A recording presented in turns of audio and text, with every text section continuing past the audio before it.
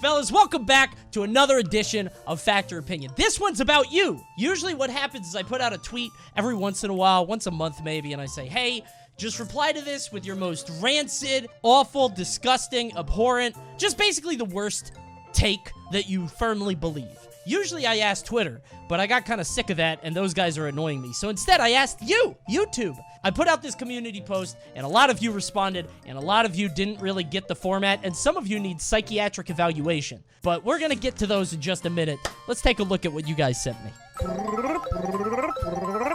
Rotzo Mimic says, review scores don't matter for games or media. Everyone finds different things appealing while others may have issues with it.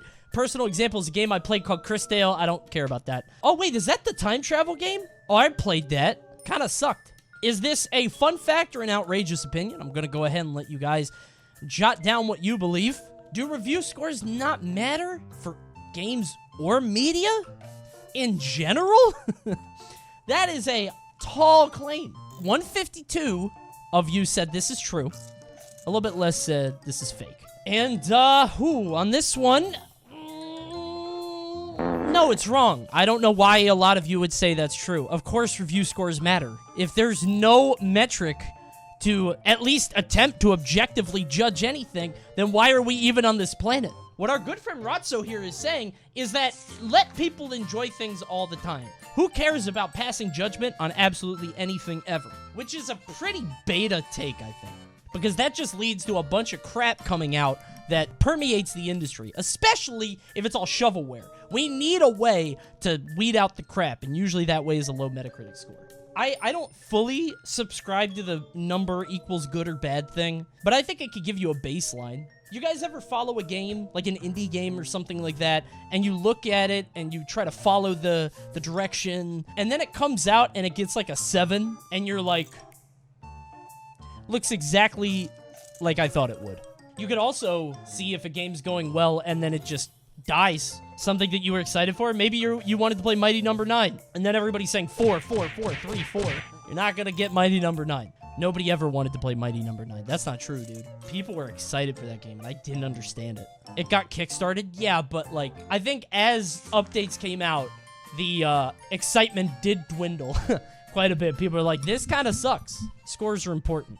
It is an opinion, but thanks for writing it. Dimitri Allen. Labeling games as just blank but with blank, Skyrim with guns, Dark Souls but with X, isn't necessarily a bad thing as long as the game can expand upon the existing foundation. There's more. I don't feel like fixing it. I would have to like make it smaller. You get it. You get it. It's all there. Dude, people on YouTube are chatty Catfies. If any of you guys are from YouTube, keep it snappy, dude. You're not making the content. I am. Just keep it short. Most people are saying it's fact. 84% to 16.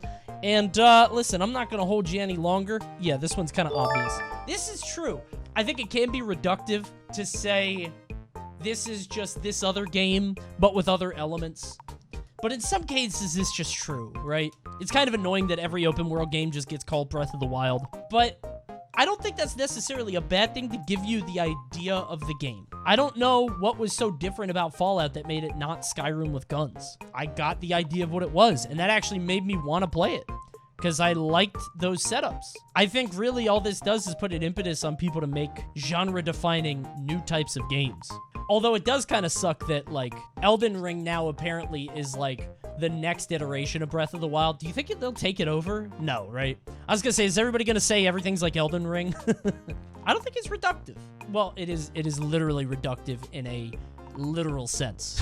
It cannot be argued that it is not reductive. It is reductive, but I think that's helpful because, again, I don't have time to read all the bullshit.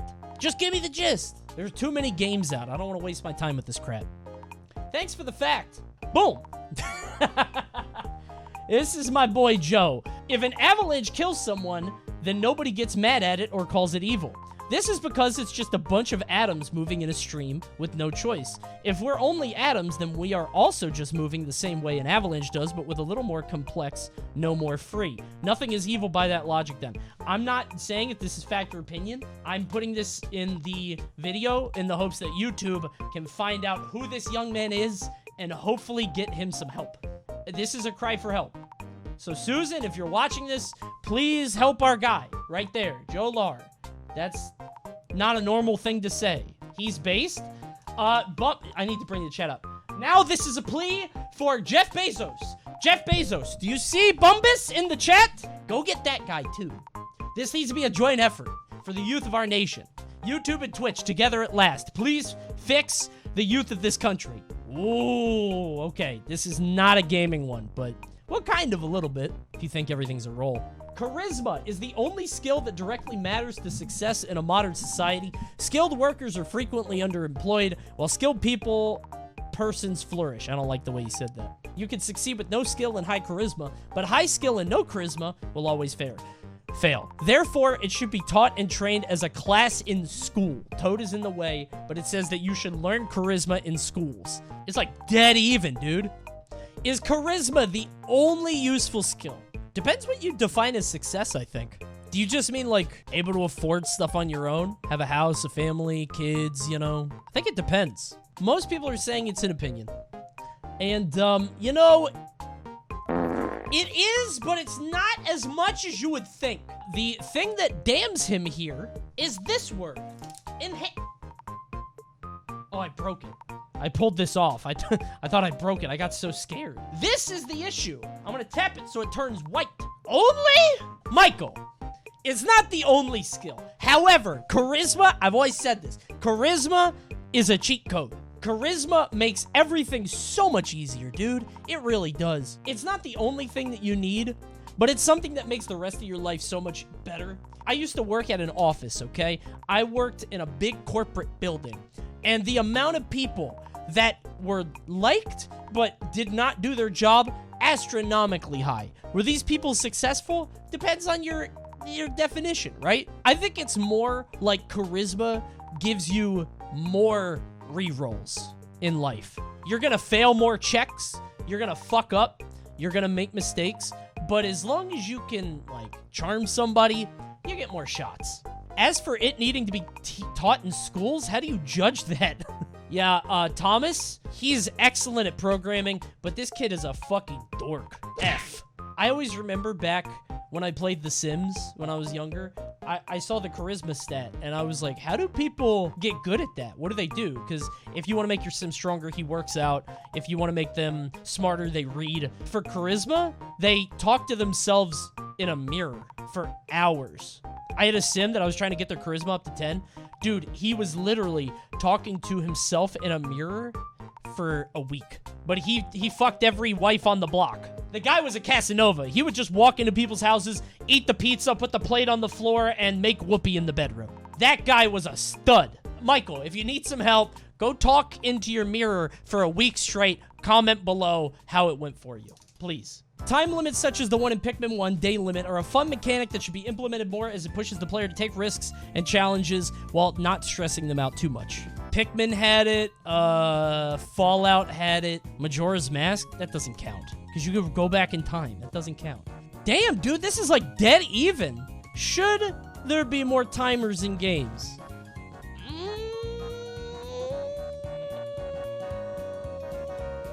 Yes, but also no.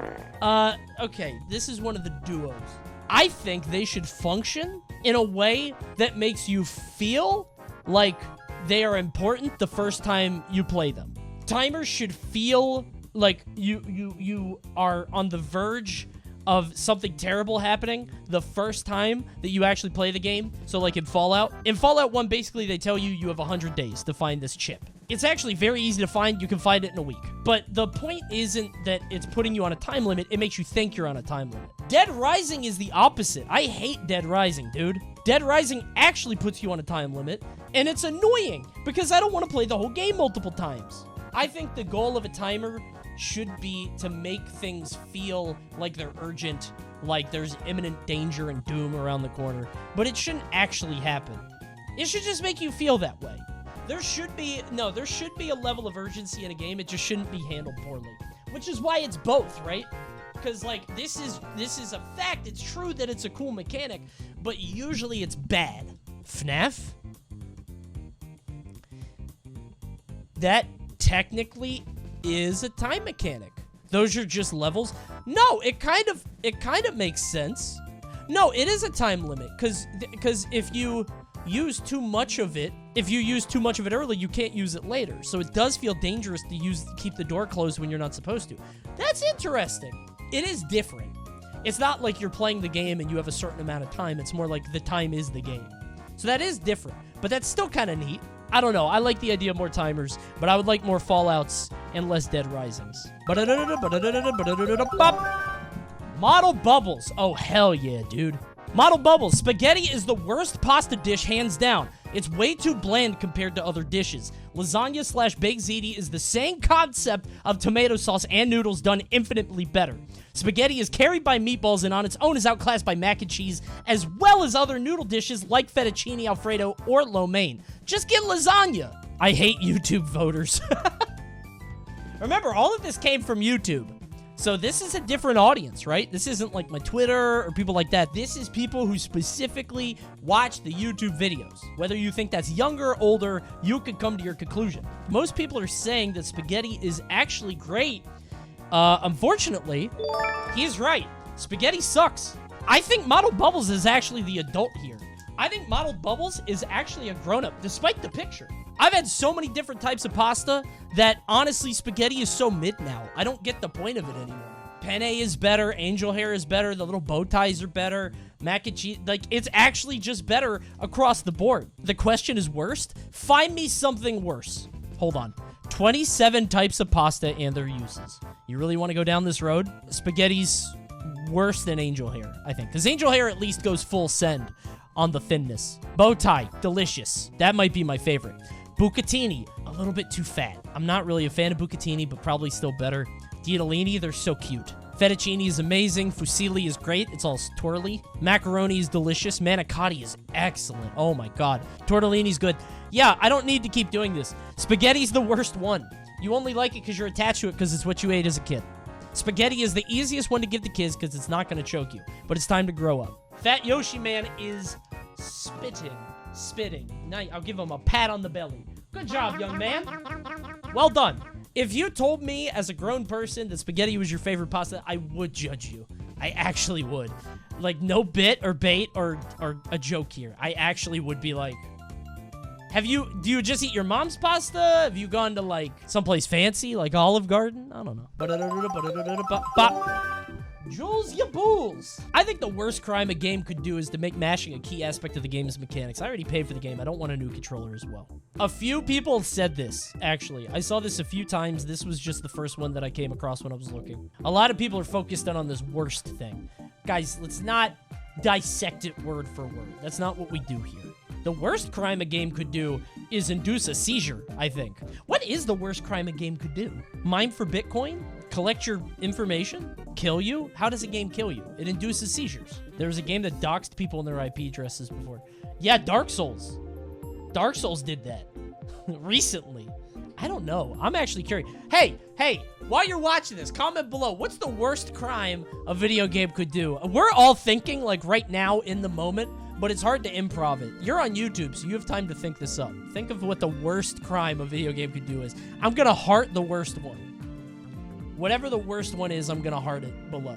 55% say yes, 44% say no. It's true.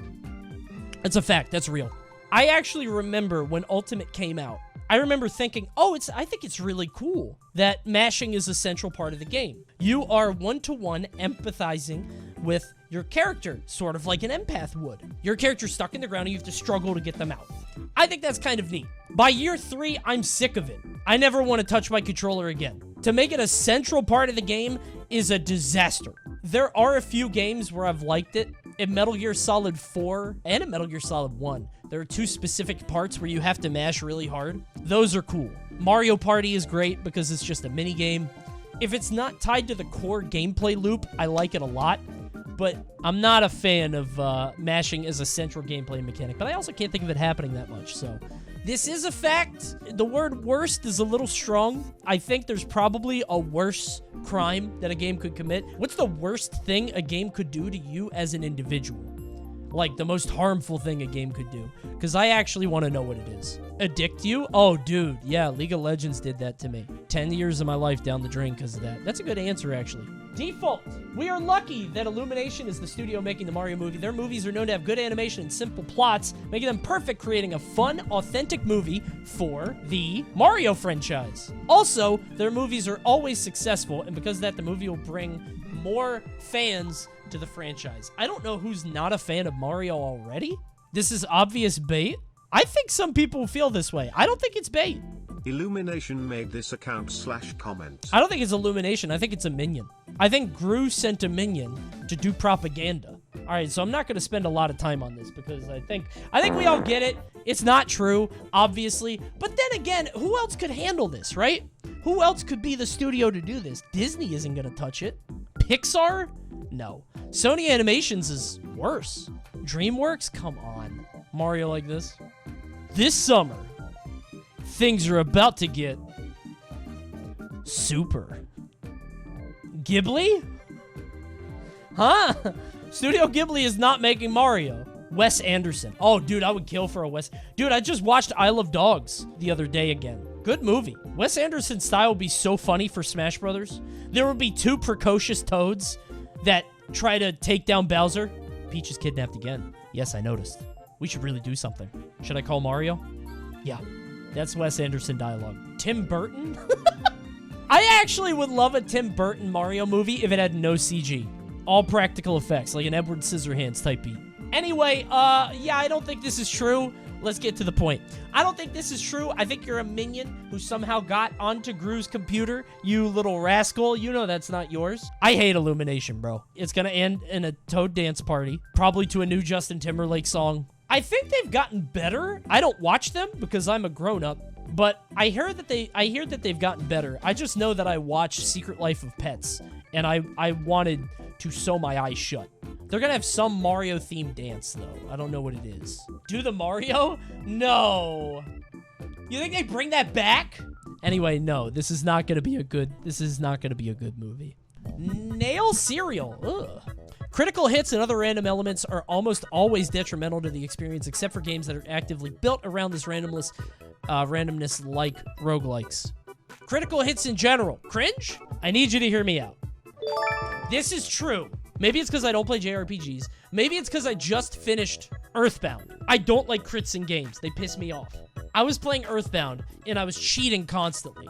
If I got crit by an enemy in that game, and it knocked out Ness, or whoever the strong person was on my team, and I just had to endure that, and I had to go all the way back and walk back to the enemy and fight him again and hope that doesn't happen, that's miserable.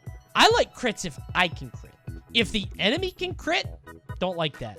I'm actually fine with crits if that's the enemy's shtick. There's also an enemy in Earthbound that's like a rat, and it tries to bite you, and it has like a 1 in 8 chance of critting, or 1 in 6 or something. It's a high rate. If that's what the enemy does, that's fine. If it is a enemy designed around crit. If you give everybody crit in the game, I don't like that. Because you just made the boss fight, which I may have prepared for however long, took however long to make it up to that. I don't like that. Probably depends on the game, though. Like, if you're talking Pokemon, that's probably one thing. JRPGs is another. I think this one is a little... I could see you saying opinion on this. I could see people liking crits. And I also agree with Nail, because I do think it's really good when you have crit as a stat in a roguelike. You're speccing into the luck. That's kind of cool. I'm down for that. All right, one more. Jabster. The existence of virtual mediums to consume games indirectly, let's play, streams, esports, etc., has caused many people to forget the value of gameplay itself. Most games are fantastic to watch, or at least with the right personality playing them, but playing a game yourself brings an unparalleled experience that watching cannot replicate. It's a lot of words. There's a lot to agree or disagree with. Mostly fact. What is this, 70-30? 75-25. Damn. I don't like to analyze every single word of something. But to say it's forgetting the value of gameplay, I'm not really... I don't think it's true. Heavy lifting. Heavy lifting on that. Heavy lifting right here. Forget the value of gameplay itself. Now, again, the overall sentiment, sure, maybe.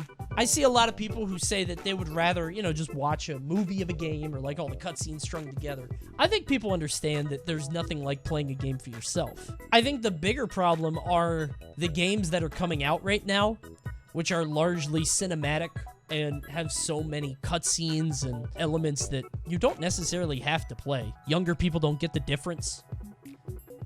I mean, maybe, yeah. There probably is a generation of people who grow up with, like, Markiplier and PewDiePie and people like that, and they just actually don't play games themselves. They only watch other people play them.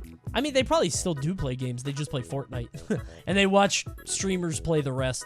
I do feel like it's worth considering, but I don't necessarily think that, like, Let's Plays or anything like that are making people not play games anymore. But maybe it's a generational thing, and maybe that's true. I don't know. Could be the case.